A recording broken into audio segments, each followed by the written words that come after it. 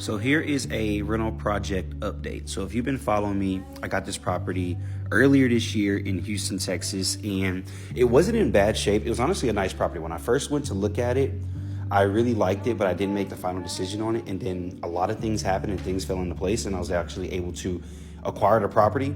And it doesn't need a lot of work. So really, I was just thinking, okay, let me just paint it, switch some fixtures, and then go from there. I haven't actually done a project in a little while. And you see I only had one can of paint in that basket.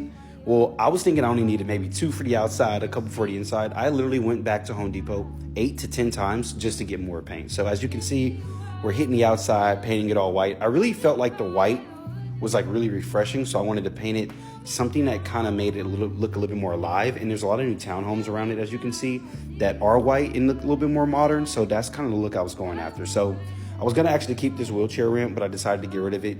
Something like a wheelchair ramp is something that adds value, but for this property, I thought it looked a little old and I really didn't need it. So I ended up removing that just to really give it a fresh look. Like I said, I wanted to look like a completely different house and give it just a whole new face. So this is me helping my guys basically knock this down. It honestly took a little bit longer than expected. And a lot of people don't know I actually do a lot of the work myself too. So don't just think I'm just hiring people for everything. As you can see, I painted it as well. So I had my guys do like the initial paint over the house, and then I got a paint sprayer and then went back and basically hit it all again. And then I had them come back and do like a little bit minor touch-up things, but I painted the entire house. I painted the outside, I painted the inside, and it took me a little bit longer than I expected, but like I said, I haven't done a renovation in a little while, so some things were a little bit slower.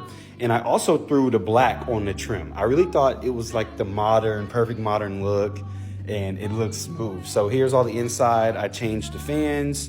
I painted all the inside as well.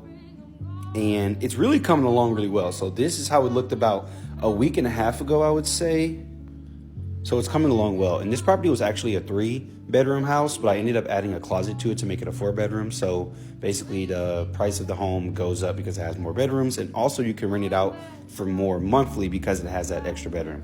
If you follow me on TikTok, you saw the first closet they made me and it was trash. But this one looks a lot better and I was able to pass.